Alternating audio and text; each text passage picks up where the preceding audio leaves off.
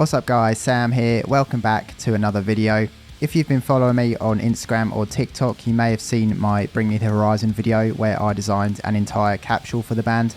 That video did pretty well on TikTok, so I thought I would do a redesign video focused on Bring Me the Horizon again and show you guys my full process. That will mean introducing Illustrator and Procreate to my channel for the first time, but don't worry if you don't use these programs, as most of the designing will take place in Photoshop.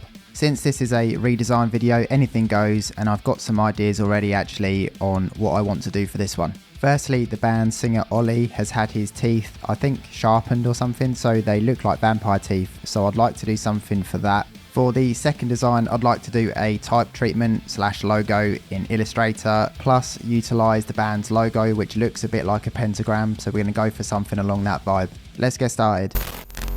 So here we have a quick time lapse of me drawing some vampire teeth in Procreate before we bring the illustration into Photoshop. I'm going for quite a rough and grungy look to this illustration, and I also wanted the teeth to be from a sort of side angle rather than straight on. So we are now in Photoshop, and there's some cool things we can do to this illustration to make it better and more distressed looking. One of my favourite things to do is what I call a half ink bleed effect or a full ink bleed effect, depending on the illustration.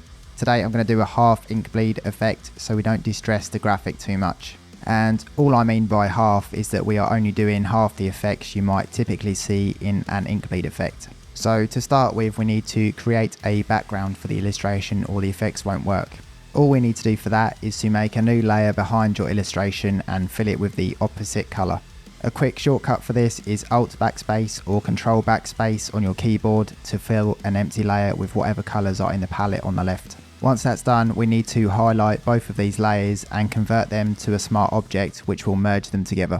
Now we can apply our first effect, so head up to Filter, Blur, and then Gaussian Blur.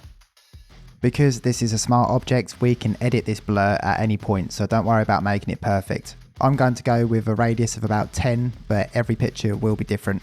Once you're happy, click OK, and then we can move on to the second effect. Head up to Image, Adjustments, and Threshold.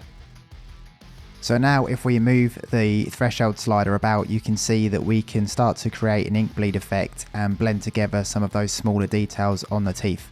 We can even edit the overall line thickness of the illustration, which is really useful if you find you haven't drawn it thick enough. Once you're happy, click OK, but remember you can always edit these two effects at any point. Sometimes you find you haven't blurred the image enough, so the threshold doesn't do much, so just experiment. If you remember from the start of this effect, the illustration still has a black background on it, so we need to now remove that.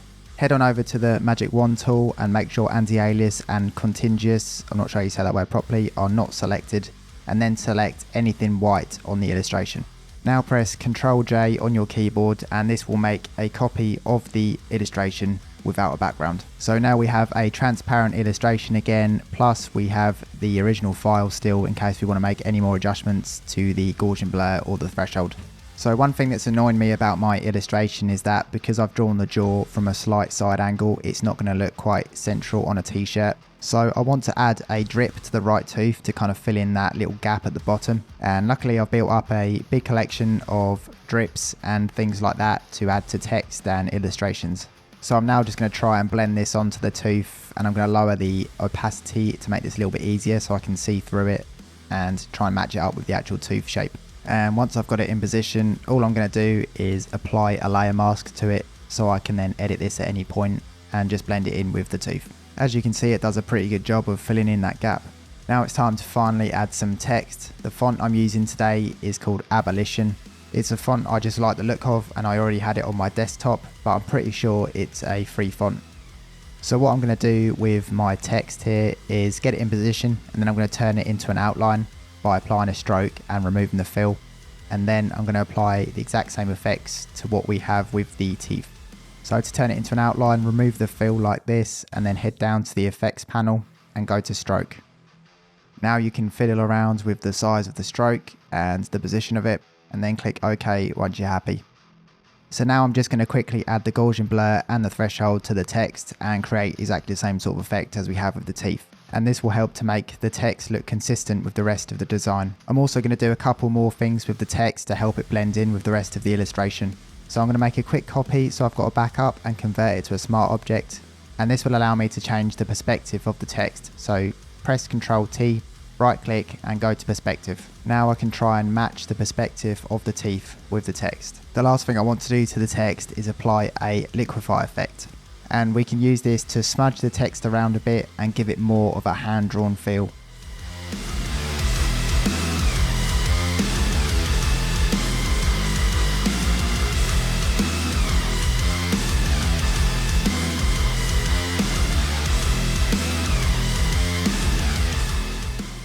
And finally, we're going to apply a little bit of a grunge texture to the whole design. So put all your layers into a group apart from the background, rename it if you want to, and then we're going to apply a layer mask to the group, and then we're going to use a grunge brush on top of the entire design. If you don't have any merch design brushes, then I have a free pack which I'll link down below in the description under design assets.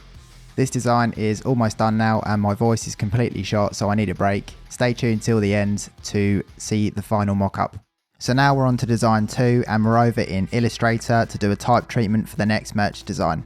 The font we're going to start with is called Metalista and it's a Adobe font, so you should be able to download it if you have an Adobe subscription. I'm going to start with the word horizon because I'm going to edit that the most, and the other type will be smaller and on top and have less edits. First thing I'm going to do is go up to view and activate the grid, which will make it easy to keep everything level. Then we're going to go up to object and expand, and then also ungroup the letters so we can work with each one individually. What this will do is expand the vector attributes of the type, which means we can then grab the direct selection tool and now edit all the anchor points forming the text. We can also use the add anchor point tool to add anchor points and create new interesting shapes. And this is all I'm going to use to edit the type, so nothing crazily complicated.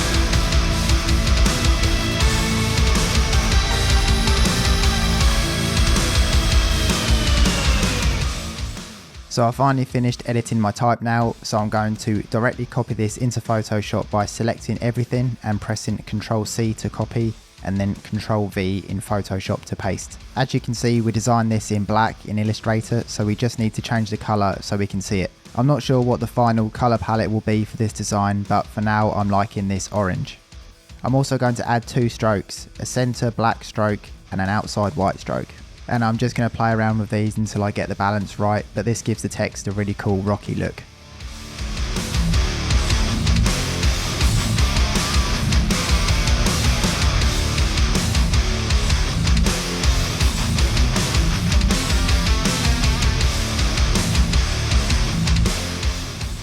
Now I'm going to bring in the band's logo and apply the same colour and strokes that we have to our type.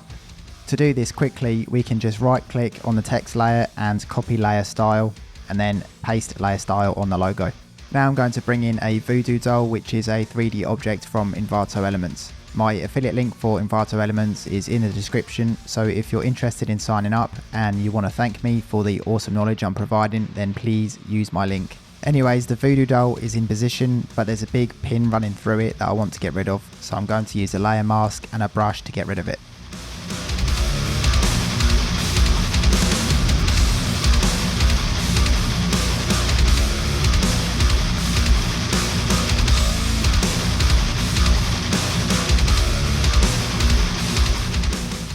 Now it's time to add some effects to the doll. I'm going to apply a threshold effect, but I'm deliberately trying to take out some of the detail so the doll looks less realistic.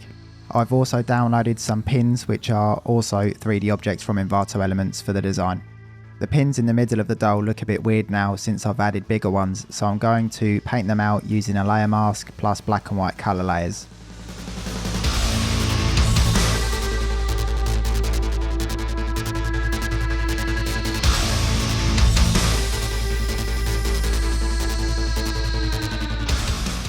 Now we need to apply a threshold effect to the pins just like the dull. Because the pins are all essentially the same pin that I've just turned around, I'm going to threshold each of them differently so they actually look like different pins.